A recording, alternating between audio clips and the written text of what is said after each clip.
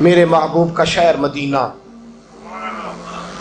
ایک آدمی، ایک صحابی جہاد کو نکلے، اپنی بیوی سے کہنے لگے میں جا رہا ہوں، میری اجازت کے بغیر گھر سے نہ نکلنا. اور حدیث میں موجود ہے، امام ذہبی حدیث لائے ہیں، فرمایا قیامت کے دن اس کے پیر گلے سے لپٹے ہوں گے، اس کے پیروں کو گلے سے باندھ دیا جائے گا. یہ کون عورت ہے؟ رب فرمائے گا یہ وہ تھی جو خامد کی اجازت کے بغیر گھر سے نکلا کرتی تھی، بغیر اجازت کے گھر سے نکلتی تھی. سید عالم صلی اللہ تعالی وسلم، بڑی عجیب حدیث ہے، میں پڑھتا ہوں تو رو پڑھتا ہوں. حضور حضرت فاطمہ کو لینے گئے، شادی کے تیسرے دن حضور لینے گئے. میرے محبوب نے آزمانے کے لیے کہا فاطمہ چلے، فاطمہ چلے. یوں ہاتھ باندھ دیے، عرض کی سونیا باپ بھی ہیں آپ، نبی بھی ہیں. میری جرت نے انکار کی، لیکن ابا جی آپ کی زبان سے سنا ہے شوہر کی بغیر اجازت نکلنا نہیں. اگر اجازت دے تو علی کا انتظار کر لو. عزت والے رسول کی عزت والی بیٹی نے جب کہا نا سونیا اجازت دیں تو انتظار کر لو، کریم رسول کی آنکھوں میں آنسو آئے. فاطمہ کہتی ہے میرا کچا گھر، اور میرے رسول پاک نے اپنی طامت کو سمیٹا، اور سمیٹ کر نبی کریم علیہ السلام کچی زمین پر دیوار سے ٹیک لگا کے بیٹھے. آج عجیب ہے، جناب علی بھی دیر سے آئے، پہنچے، حضور کو بیٹھے دیکھا، یوں نظر اٹھی.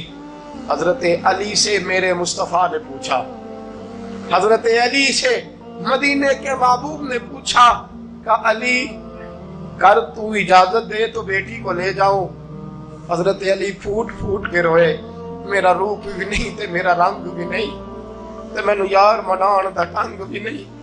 تو امیر حرم، میں غریب بے نوا، تو کجا من کجا. سونیا علی جتنی بھی عزت ہے تیرے قدموں کی برکت سے ہے. حضور میں اجازت دوں؟ فرمایا فاطمہ کو میں نے سکھایا ہے. اور فاطمہ کہتی ہے جب تک علی نہیں آئیں گے میں جاؤں گی نہیں. حضرت علی رضی اللہ تعالیٰ عنہ بولے، کہنے لگے یا رسول اللہ دعا کیجئے گا اللہ فاطمہ کے ان اعمال کی برکت سے مجھے قیامت میں بھی بہتر صلہ عطا فرمائے. دوستو، رسول کریم صلی اللہ تعالی علیہ وسلم کا شہر مدینہ، ایک عورت خامد پابند کر گیا کہ میں جہاد کو جا رہا ہوں، میرے پیچھے سے گھر سے نہ نکلنا، گھر سے نہ نکلنا. امام غزالی نے مکاشفۃ القلوب میں لکھا گھر سے نہ نکلنا. بیوی کو پابند کر گیا. 4 گلیاں چھوڑ کے اس کا باپ رہتا ہے، عورت کا پیغام آیا تیرا باپ بیمار ہے. جو بیٹی کو باپ سے محبت ہوتی ہے کوئی پیمانہ ہی نہیں کہ کوئی ناپ سکے، کوئی ترازو نہیں کہ کوئی تول سکے. بیٹی باپ کے سینے پہ چڑھتی ہے تو لگتا ہے اللہ نے ساری رحمتیں اڈیل دی ہیں، سارا کرم آ گیا ہے. بیٹی کو دیکھ کے تھکاوٹیں اترتی ہیں. بیٹی ایک ایسا رشتہ ہے کہ باپ جڑا رہتا ہے بیٹی سے. بیٹی کو پیغام آیا کہ تیرا باپ بیمار ہے. بیٹی کہنے لگی میں نہیں جاؤں گی، میرا خامد پابند کر گیا ہے. خامد نے اس لیے پابند کیا ہے کہ مصطفیٰ نے مجھے پابند کیا تھا بغیر اجازت نہ جانا. ٹیلی فون ہے کوئی نہیں خامد کو کر لوں، خبر مجھے کوئی نہیں وہ کس میدان میں جہاد کر. جاؤ میرے مصطفیٰ سے پوچھوں جاؤں کہ نہ جاؤں. توجہ ہے، باپ بیمار ہے، باپ پوچھو جاؤں کہ نہ جاؤں.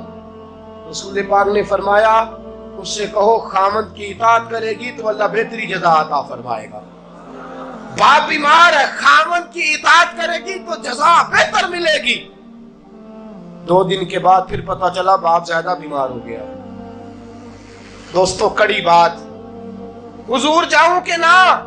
فرمایا خامد کی اطاعت کرے گی تو بہتر جزا ملے گی.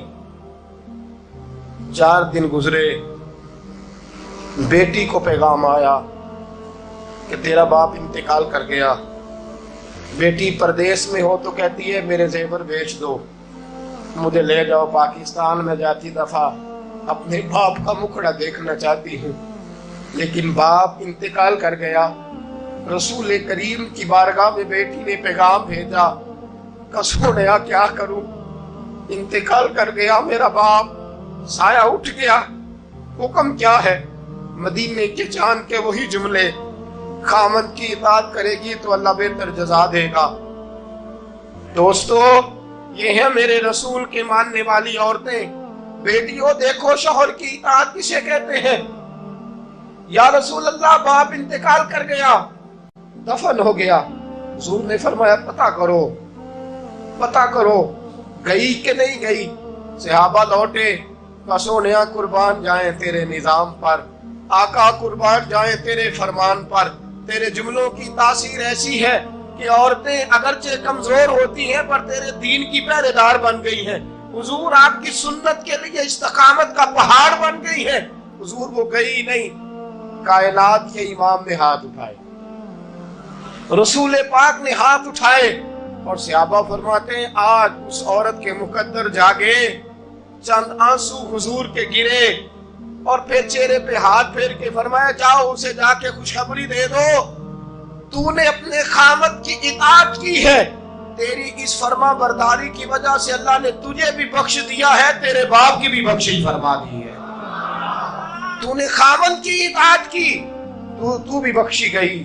عورتیں، میں نے ایک حدیث پڑھی، خدا کی قسم اٹھا کے کہتا ہوں، حدیث پڑھی اور پھر میں نے کتاب بند کر دی۔ میں نے کہا اس سے آگے میرے اندر ہمت ہی نہیں ہے، میں پڑھ ہی نہیں سکتا۔ میں نے جیسے کہا کہ پہلے تو صحابہ کرام میں اہل بیت کو ہم معصوم نہیں مانتے، ان سے جو کوتاہیاں ہیں وہ بھی ہماری اصلاح کے لیے ہیں تاکہ ہمیں توبہ کے طریقے سمجھ میں آ جائیں۔ عزیز دوستو، میرے محبوب کی شہزادی، بس رسول اللہ صلی اللہ علیہ وسلم کی شہزادی سیدہ فاطمہ محبوب پاک کی بارگاہ میں آئیں، رنگ اڑا ہوا ہے، آنکھیں رو رو کے تھکی ہوئی ہیں۔ محبوب کی شہزادی در رسول پہ آئی، آ کے حضور کے سامنے کھڑی ہوئی، کہا یا رسول اللہ صلی اللہ علیہ وسلم، حضور آج میں بڑی الجھن میں پھنس گئی تھی، آقا آج میں بڑی پریشان ہو گئی تھی۔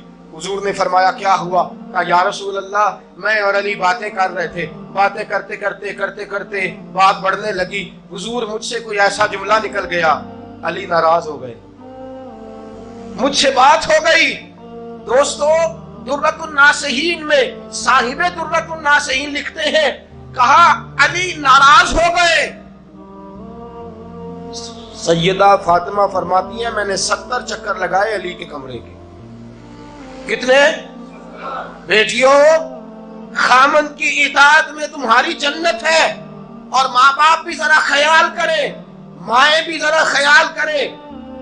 میرے رسول پاک نے فرمایا جو کسی عورت کو اس کے خامن کے خلاف بھڑکاتا ہے، جو کسی عورت کو اس کے خامن کے خلاف بھڑکاتا ہے، اللہ اسے جنت کی خوشبو بھی عطا نہیں کرے گا۔ چاہے اماں ہی مشورے دے رہی ہو، چاہے کوئی مشورہ دے رہا ہو، خامن کے خلاف جو بھڑکاتا ہے۔